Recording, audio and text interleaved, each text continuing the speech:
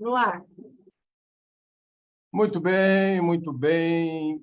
Agora são 16 horas e 1 minuto. Começamos mais uma live dos metalúrgicos de Guarulhos e região, live que geralmente apresentamos às quintas-feiras e preferencialmente às 16 horas. Nós buscamos sempre tratar de assuntos ligados ao mundo do trabalho, ao sindicalismo ou às lutas sociais, né? O mês de março, como sabido, é o mês Março Mulher, né? Porque no dia 8 se celebra o Dia Internacional da Mulher.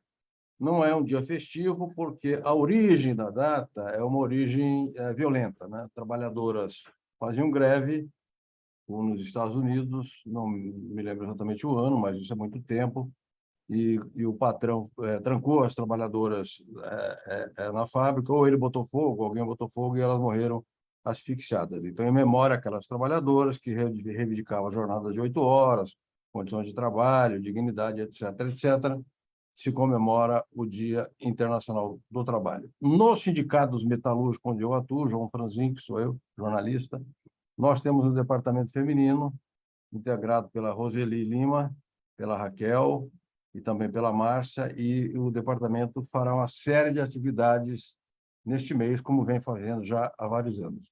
Hoje nós recebemos uma advogada, uma mulher, uma trabalhadora, uma operadora do direito, que é a doutora Fernanda Batista, que ocupa um cargo também, uma função, na OAB, na Ordem dos Advogados do Brasil, seção Guarulhos.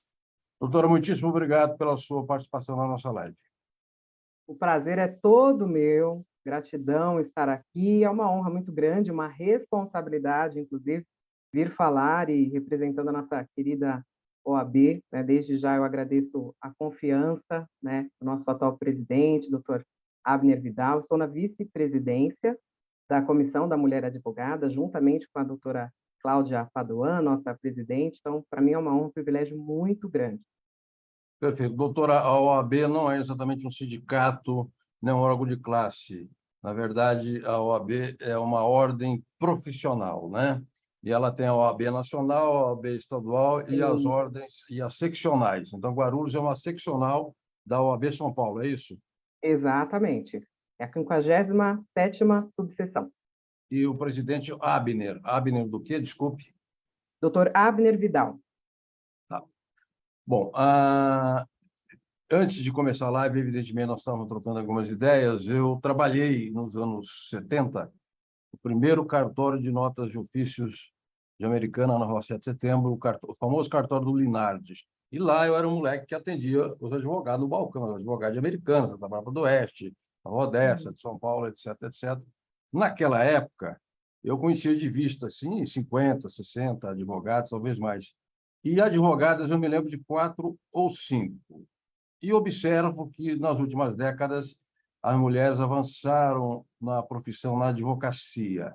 A senhora considera que esse avanço ele faz parte do avanço feminino no geral que está acontecendo na sociedade ou é uma coisa mais recortada no direito? Olha, veja, nós que lidamos com o direito no dia a dia, né, a gente entende que o direito ele surge a partir do próprio comportamento da sociedade, né? Então, dada a importância aí do equilíbrio de fazer valer, né, uma regra ali constitucional em relação à igualdade, houve recentes conquistas aí, né, em que foi aprovada uma regra de paridade de gênero, tá? E isso foi também aplicado na OAB, tá? Como instituição. Então, a gente entende sim que foi dado um maior espaço à mulher, mas porque, primeiro, de alguma forma se requereu, né, esse acesso. Então, hoje, né, na UAB, de maneira nacional, nós podemos falar isso, né, a maior parte são mulheres, né, e para nós isso é uma honra muito grande. Ainda se questiona em relação a cargos de diretoria, né, veja, nós tivemos aí há pouco, né, nessa atual gestão da OAB São Paulo, a doutora Patrícia Vanzolini, que vem a presidir, né, a Sim. OAB São Paulo, então foi um fato inédito, um fato assim histórico, bastante celebrado, porque até então, né, não se vê uma mulher ali numa presidência, tá? Então, correto. isso, de alguma forma, né, muitas vezes é questionado. E falando, né, como uma pessoa que atua ali desde os bancos da faculdade, né, já a partir ali de 2015, eu brinco que eu sou uma espécie de advogada baby, né, da OAB Guarulhos, mas já desde os bancos da faculdade eu vinha envolvida com a OAB Guarulhos, e desde sempre se vê a preocupação de todos aqueles que ocupassem cargos de diretoria em dar o espaço à mulher, em trazer essa paridade. Então, se você olhar, nós temos lá, né, o doutor Abner Vidal como presidente, temos também o doutor Rodrigo Prats como vice-presidente, mas a secretária adjunta, a secretária-geral, a tesoureira.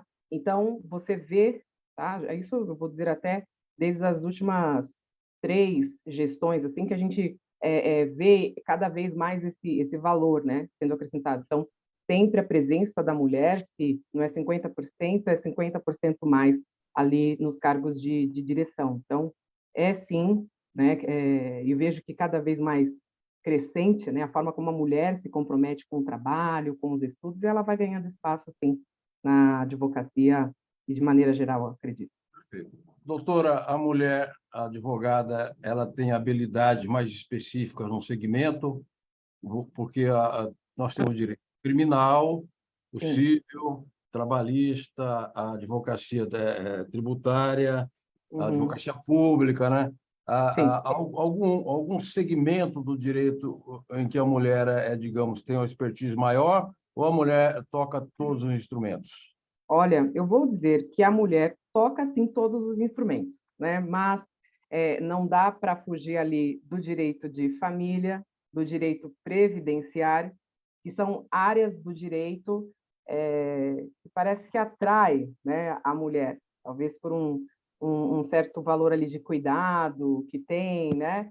Então, aquela atenção, então, seja pelo idoso, seja pela criança, seja pelo aspecto afetivo, né? Eu acredito que existe uma natureza que é feminina que acaba atraindo mais. Porém, eu não vou dizer que é surpreendente, tá? Mas eu posso dizer que é admirável o quanto, né, mulheres notáveis, cada vez mais é, é, contribuem, né, com o seu conhecimento em tantas áreas, né, que a gente olha assim e fala, uau, será que isso é perigoso? Né? Então, tem muitas pessoas que temem a área criminal, e aí fala, não, eu não vou lidar com isso. Né? Mas eu vejo mais que é de pessoa para pessoa, não necessariamente relacionado ao gênero. Né? Tanto que eu tenho muitas amigas advogadas Sim. criminalistas, né, e que lidam mesmo no dia a dia, que abraçam ali a causa, né? Então, eu acredito que não importa a área de atuação, né? A mulher ela vai precisar atuar ali de uma maneira empoderada. Então, tem mais relação com o aspecto da personalidade, Sim, percebe? sim. Do que necessariamente com o gênero. A principal corte brasileira, o Supremo Tribunal Federal, hoje é presidida pela Rosa Weber, não é? É, é, é, ou já mudou? A Su- Rosa Weber, certamente. É. Então, isso mostra que... E também tem a Carmen Lúcia, né? Tem várias ministras do Supremo que sim, mostram como as mulheres cresceram, ascenderam na carreira do direito. Agora, do ponto de vista profissional, já que nós estamos falando para um sindicato de trabalhadores, Sindicato Metalúrgico Guarulhos e Região, que é Guarulhos, Arujá, Mariporã, Santa Isabel, a mulher advogada, ela é uma empregada de um escritório, ela é uma profissional liberal, é uma associada a um escritório. Qual é a configuração profissional hoje da advogada? então, todas essas possibilidades. Ela pode atuar como uma profissional liberal, ela pode atuar como uma advogada empregada e ela pode atuar também como uma advogada associada, né? Certo. O que vai mudar ali, até conforme rege, né, o estatuto da OAB, são justamente essas formas, né, de contratação, até mesmo uma jornada de trabalho, tem tudo ali definido, estabelecido, tá? O que a gente vê muito é essa questão, tá? Que acontece também de maneira geral. Então, imagina, uma mulher empreendedora, ok? Em qualquer outro ramo, e uma mulher que é funcionária numa determinada empresa, né? Então, assim, a empreendedora, ela vai ter ali o encargo de não ter todo mês um salário fixo, Sim. mas ela tem talvez ali uma mobilidade de agenda, né? Então ela consegue fazer seus próprios horários, às vezes, né? As jornadas se misturam, né? Porque a gente fala assim de uma jornada dupla que a mulher acaba exercendo entre a vida profissional e pessoal. Porém, tem a mulher que, querendo ou não, está ali dentro de uma empresa e ela vai cumprir ali seu determinado horário. Então, eu acredito que isso, e vai ter, né, o salário fixo, bem como todos os benefícios, Sim. mas isso trazendo para a vida, né, da mulher advogada vai ser justamente uma questão de escolha, né? Eu, particularmente, exerço uma atividade de advocacia autônoma, tá? Então, eu fico Certo. como uma profissional liberal. Porém, recentemente, né, tendo acesso aí à questão da própria sociedade unipessoal, né, que é uma característica também aberta, eu abri o meu CNPJ, eu regularizei, então eu me considero uma empresária do ramo da advocacia, Entendi. e atuo com advogados parceiros. Por quê? A gente não sabe de tudo, Sim. né? Tanto é que cada advogado escolhe meio que uma área para atuar, né? Aos poucos, né, está ficando cada vez menor o número de advogados generalistas, né, cada vez mais vê-se a necessidade de se especializar e se hiper especializar, né, então vai criando aquele funil ali da área do conhecimento. Então, e é importante, né, que a advocacia se faça mesmo ali trocando ideias, compartilhando, né, de casos, de estratégias, para que seja uma advocacia forte, né? Então, a mulher advogada tem um capítulo ali no próprio estatuto, né, que vai garantir para ela direitos, né, no caso de uma gestação, de uma adoção. Então, tem sim, por exemplo, a suspensão de prazos, se ela é uma advogada ali que é a única dentro de um processo, então junta-se documentos, tudo bonitinho. A questão dos próprios estacionamentos nos fóruns, né? Então, vai possibilitando acessos de maneira especial, justamente pelas necessidades, né, especial da mulher. Perfeito. Doutora Roseli Lima, diretora do sindicato, nos cumprimenta a todos. Muito obrigado, Roseli. A Márcia Aquino Lima, diretora também do sindicato metalúrgica, como a Roseli, nos cumprimenta. A Roseli Lima, ela avisa que a luta deste ano do Março Mulher é pela igualdade e respeito. Daqui a pouco nós vamos entrar nesse Uhum, particular. E também a Roseli Lima lembra que a Lei Maria da Penha é uma lei que ajuda muitas mulheres. uhum. E se a senhora acredita que essa Lei Maria da Penha ela vem sendo respeitada e se ela pode ser aperfeiçoada, digamos assim. Sim.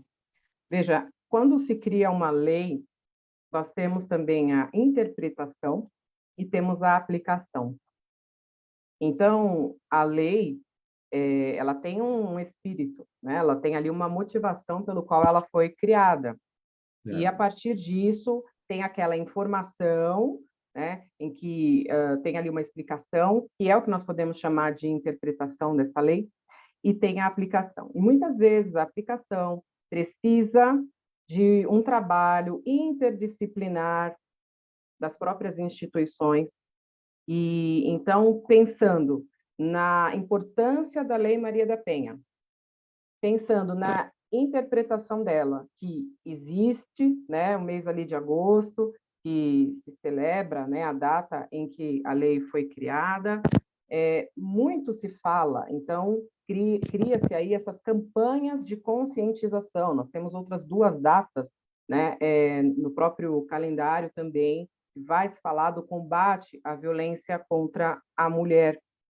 Perfeito. Então, isso são campanhas de conscientização que trazem informação para as pessoas, porque muitas vezes a mulher sofre violência, ela é vítima de violência, mas ela não tem consciência disso.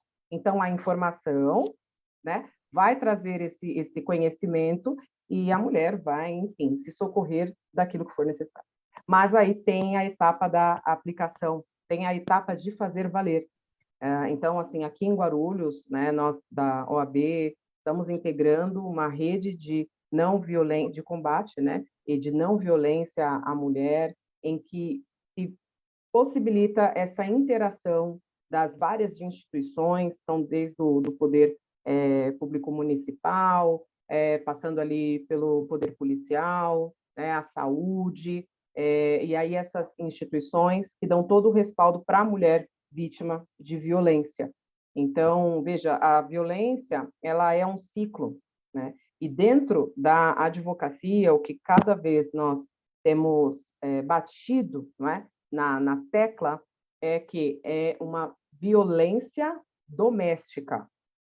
Sim. Então, no âmbito doméstico, não necessariamente uma violência contra a mulher, né? Homem e mulher, somente, porque as pessoas acabam, né, levando isso para a briga de marido e mulher. Não, se aconteceu no âmbito doméstico, pode ser de um filho para com uma mãe, não é? Então, são várias formas de interpretação que, querendo ou não, acabam, né, trazendo ali uma certeza do quadro que acaba se formando, né, e quais medidas precisam ser tomadas. Eu acredito que a lei ela precisa sim ser aprimorada aos poucos, né, porque querendo ou não, quando se fala, né, da questão da própria estrutura social, das instituições, aquilo que precisa ser ajustado para a aplicação, a gente acaba falando desse aprimoramento. Perfeito. Doutora Fernanda, a Roseli faz novamente uma pergunta. Ela, na verdade, é uma observação que muitas mulheres sofrem de violência e ainda têm medo de denunciar, de fazer a denúncia. Em que sentido a lei da Maria da Penha protege as mulheres? Digo mais, digo mais. Uhum, No começo, quando estou falando de 25 a 30 anos, uhum, a questão da violência contra a mulher era um assunto meio oculto. A gente sabia que acontecia, mas não era muito citado. Aí vieram as delegacias da mulher, a doutora Rose, delegada Rose, inclusive foi a primeira delegada, e sim. a mulherada foi tomando coragem de fazer a denúncia. Uhum, sim. Em Guarulhos existe delegacia da mulher e a mulher que se sentir prejudicada ou agredida, ela pode procurar a delegacia, será tratada com dignidade ou com ironias? Então, desafios, né? Desafios. Até dentro do tema dessa nossa live aqui, tivemos muitos avanços, mas temos também aí os desafios de novas demandas, né? Então, existe uma delegacia na região central, e nós temos também, inclusive, trabalhado isso na comissão da mulher advogada, para que seja criada mais uma delegacia da mulher.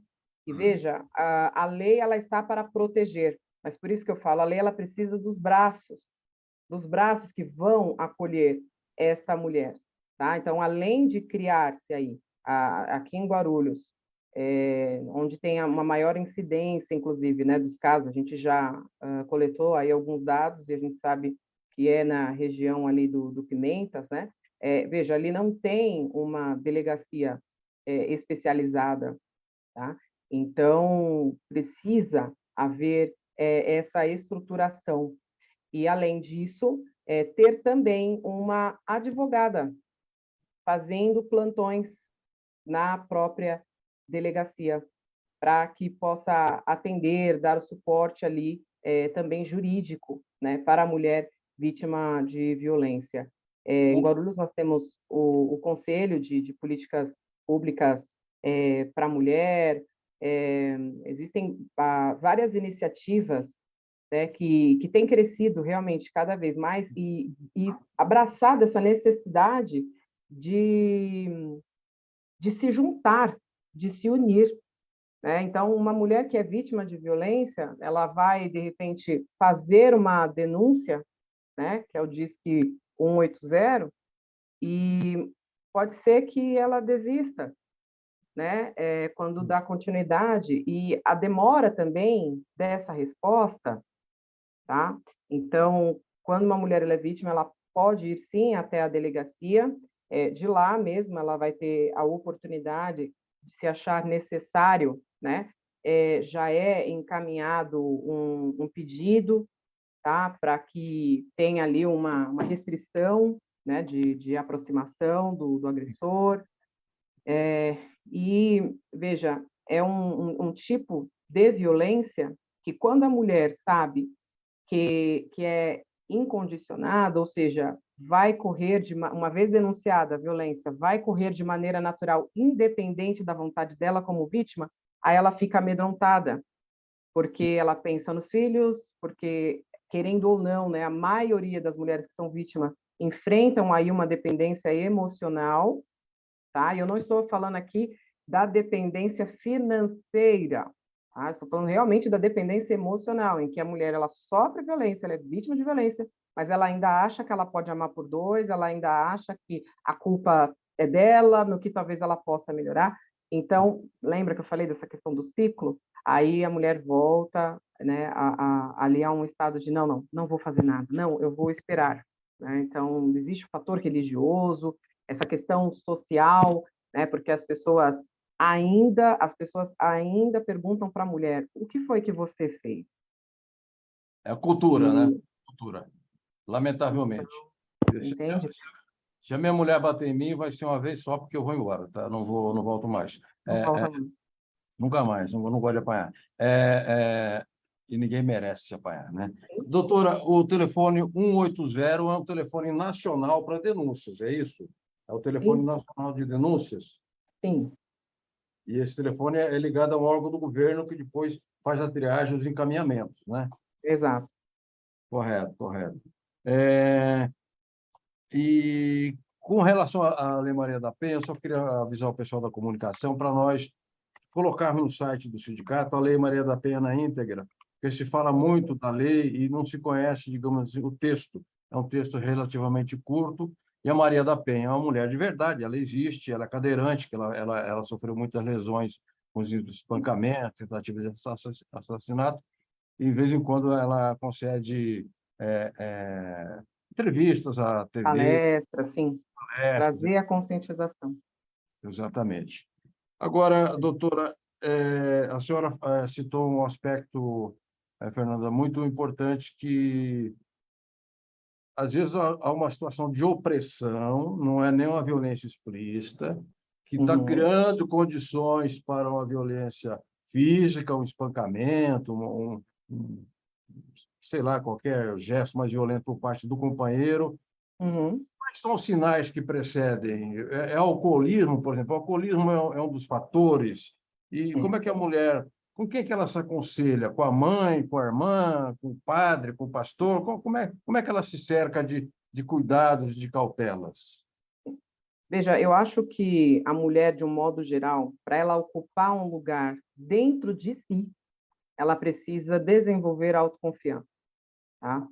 Então, o nosso cérebro, ele foge da dor, né? Ele foge do esforço. Sim, Então, conforme a situação é repetida, vai procurar interpretar de algumas maneiras ali, que não é tão assim, não é tão assim, e aí parece que fica cega, né, sim, para enxergar, para ter uma consciência do quadro real ali. E veja, um relacionamento tóxico, relações familiares disfuncionais são que vão gerar esses conflitos. E aí, uma mulher que não ocupa um lugar dentro de si, ela vai querer resolver de todas as formas, se baseando por aquilo que está fora. Quando, na realidade, a autoestima, a autoconfiança, o autocuidado, tá? E aí a gente fala dessa questão da dignidade, e aí a gente entra, inclusive, né, dentro de um direito constitucional, de algo ali que é um direito fundamental, que é a dignidade humana. A mulher, ela não se vê. Tá? Então, o que acontece aí nos diversos lares, né? Enfim, é a mulher perdendo a sua própria identidade. Então, ela aceita do modo que está, ela aceita aquela situação. Então, pedir ajuda não é tão simples para a Entendi. mulher, dependendo do orgulho, porque eu atendo, né, na esfera civil, então, assim, às vezes chega um caso para mim e ela pede total sigilo, e a maioria das vezes eu ouço a seguinte frase: doutora, eu estou com vergonha. Ah, Eu não entendi. sei o que eu faço, eu estou com vergonha. Então, ela busca uma terceira pessoa, que nós, né, advogados, a gente acaba fazendo um certo papel de psicólogo, inclusive a gente procura buscar, sim, esse conhecimento para poder, de alguma forma, respaldar, né, a nossa prestação ali do serviço, mas ela também, essa mulher, ela pode buscar ajuda numa psicóloga, porque é como se essa mulher ela precisasse despertar dessa acomodação, dessa condição, para mostrar para ela que a vida é mais, né? Que amor não é o que faz sofrer, né? Ninguém sofre por amor. Então, é um dizer, né? É uma fala que se coloca, e quando, na verdade, a mulher está sofrendo violência. Então, uma mulher que recebe o seu recurso financeiro, mas o recurso não é dela, é do marido, é um tipo de violência. Uma mulher que quer dar uma ideia e ela não consegue falar, se expressar dentro da própria casa, é violência. Então, são vários os tipos de violência que uma Entendi. mulher pode sofrer dentro do âmbito familiar infelizmente, essas mulheres, elas se escondem, não é? Até que, de repente, por uma luz, parece que entra ali da informação, do exemplo, essa mulher, ela se levanta, ela se ergue e fala, não, eu preciso superar essa situação. Entendi. Veja, eu atuo em defesa da família. Eu atuo em defesa da família e eu atuo em defesa da dignidade da mulher, né? Então, nos diversos papéis que a mulher exerce, ela pode acabar se perdendo de si mesma. E aí o lar dela perece nesse sentido, as relações pessoais dela se perdem nesse sentido, não é? Então, há uma importância muito grande quando a gente fala do mês da mulher. Veja, muitas pessoas falam, mas para que isso? Nossa, para que isso? E as pessoas esquecem, não é, que afirmando nas diferenças é que a gente promove a igualdade, que existe uma questão que é histórica, não é? Que leva a gente a essa data, a esse mês e a tantos outros dias, não é? Comemorativos aqui no calendário, para que se faça valer a consciência das pessoas. Mas buscar Perfeito. ajuda, buscar alguém de confiança, alguém que não julgue ela, é o primeiro passo. Perfeito. A doutora Fernanda enfocou um aspecto muito importante, que é a autoestima. A pessoa não pode se anular, a mulher não pode se anular, nem o homem, ninguém, né? E se perceber que está abrindo mão daquilo que lhe é sagrado, dos seus valores, dos seus princípios, dos seus direitos, se Uhum. anulando, né? Enquanto ser humano, perdendo a sua autonomia. Então, procurar apoio psicológico, procurar apoio clínico, né? Sim, Buscar um advogado, buscar os conselhos que há os municípios têm o Conselho da Condição Feminina, tem a OAB, tem a sua Secretaria da Mulher, enfim, sim. há instrumentos que possam, que já construídos, né? Que pode Uhum. ajudar a mulher, né? E, claro, Sim. sempre ter aquele ombro amigo, uma amiga, a mãe, a irmã, com quem também se aconselhar. Buscar o bom conselho, né? Porque não é Bom porque a conselho. mãe dá um mau conselho. E diz assim, não, Olha, homem é assim mesmo, homem é tudo igual. então, eu vou até dizer uma coisa para você. Ninguém quer ver uma família se desfazendo. Ninguém quer ver isso. Ninguém Né? quer ver, né? Mas a mulher se condicionar a uma situação em que ela não se vê mais, em que ela não se enxerga, é uma situação. E aí vai essa mulher pedir o tal do conselho, né? E aí esse conselho ele pode vir revestido de confusão, confusão. E aí a gente precisa pensar que na sabedoria não há confusão. na sabedoria, não há confusão. Então, quando a gente tem paciência, quando a gente observa as coisas ali, né, e tenta se manter num equilíbrio, num eixo, parece que tudo se ajusta, sabe, para a verdade ser revelada, e aí a gente vai se convencendo daquilo, né? Então, muitas vezes a mulher pensa, fica ali, né, entre estou agindo por impulso, né? Ah, não, deixa eu ficar aqui quietinha, deixa a coisa rolar, quando na verdade precisa de uma atitude dela. E eu costumo dizer, né, como mentora de mulheres, e é uma verdade, quanto mais você se conhece, mais você se liberta. Perfeito. Estou de acordo. Doutora Fernanda, assédio, né?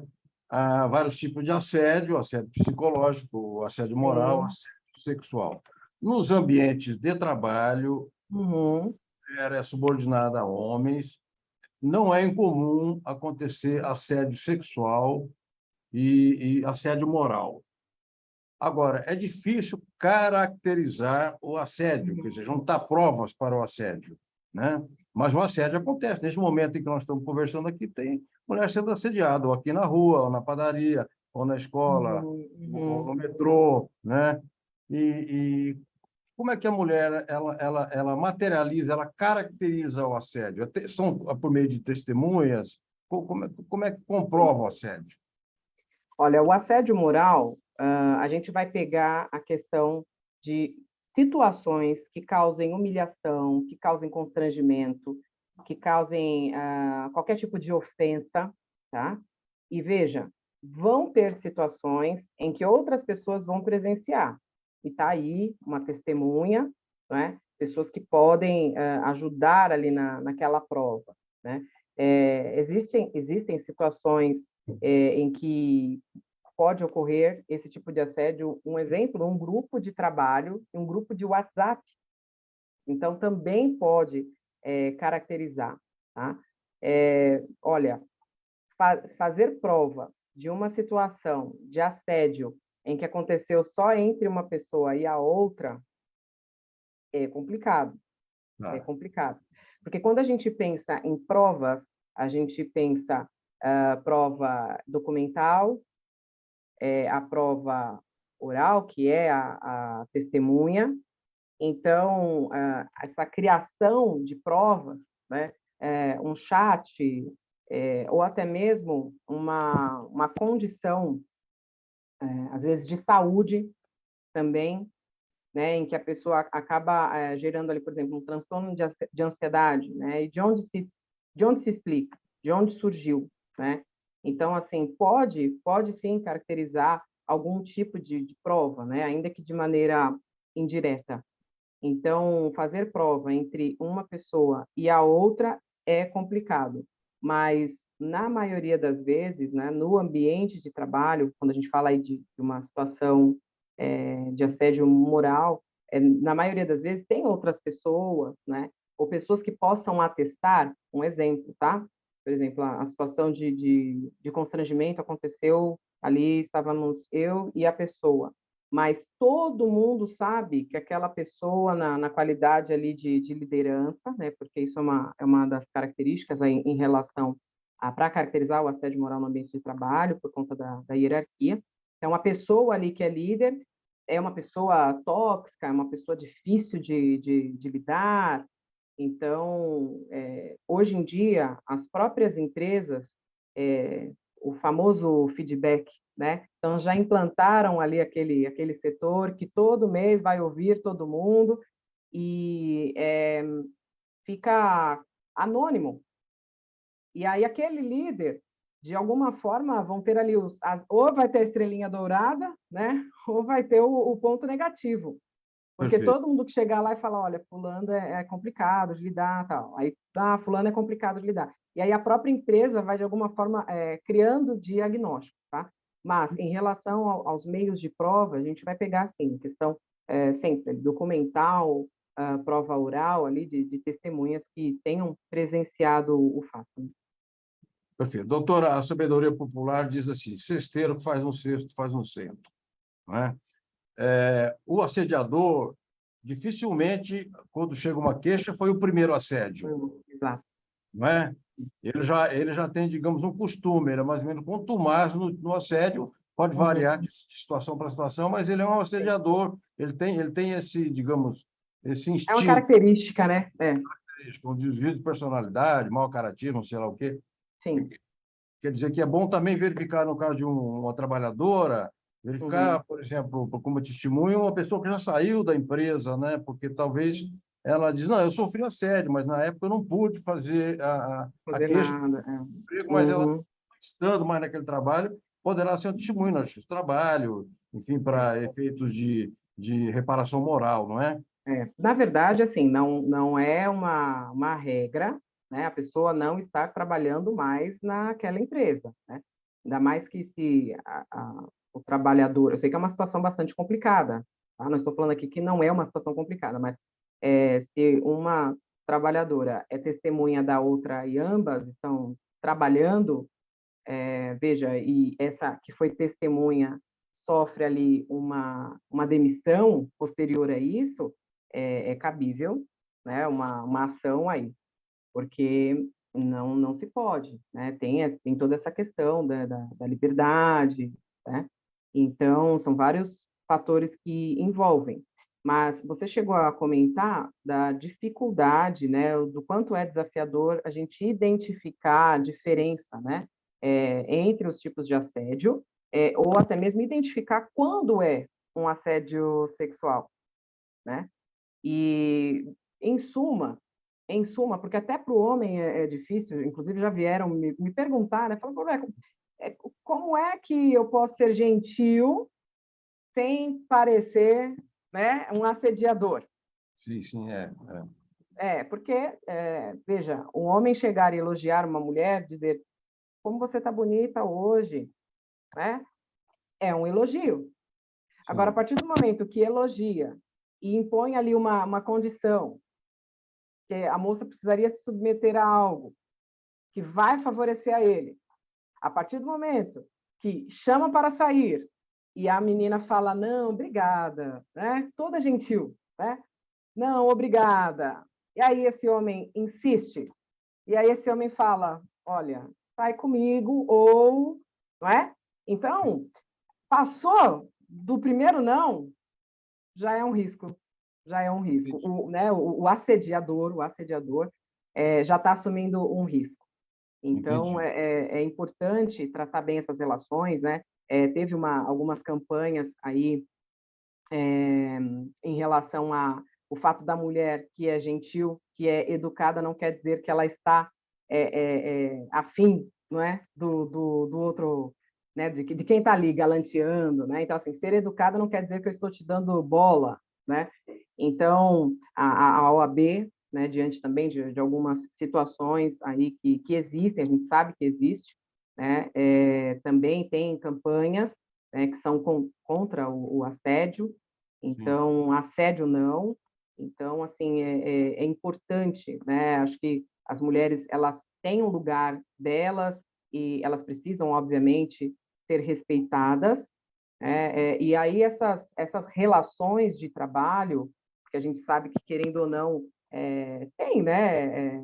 O próprio envolvimento ali no trabalho, né? Aquelas trocas de energia, né? No ambiente de trabalho, a gente sabe o quanto isso pode acabar ficando confuso, né? Então, cada um está lá num contexto de família, numa fase da vida, e aí confunde as coisas. Então, eu acho que diálogo, respeito são base, né? São base para uma relação de trabalho.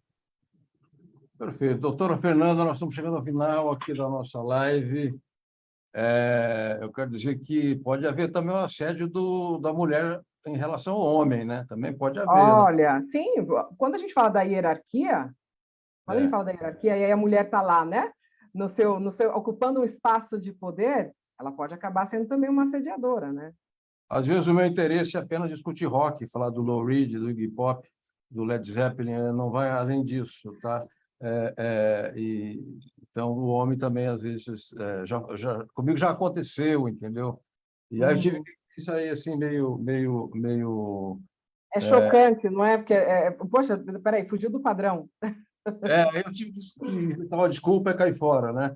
É Uhum. curioso, penso que se o homem sente constrangimento numa sociedade que é machista, que dá condições vantajosas ao homem, imagine o assédio sobre a mulher A triplamente, mulher silencia. triplamente agressivo, né? Sim, Doutora, sim. doutora, a OAB de Guarulhos, ela faz palestras sobre esses assuntos? Ela tem uma política de esclarecimento, de levar conhecimento às mulheres e à sociedade, que não adianta só falar para a mulher, tem que falar para a sociedade, né? Porque a Sim, com certeza. Sim. é composta de homens, mulheres, congêneres e afins, né? Sim, sim, sim. A OAB de Guarulhos, ela, aliás, a OAB, né, no âmbito geral, ela é formada por diversas comissões, então, dentro dessas comissões, procura abranger todos os pontos de interesse da sociedade. Então, a OAB, ela está a serviço do interesse da sociedade, visando, né, garantir mesmo acesso à justiça e promover a cidadania, tá? Então, acreditamos muito no poder da informação. A OAB, no próprio site da OAB, fica anunciado, agora também tem, né, Instagram, OAB 57 Guarulhos.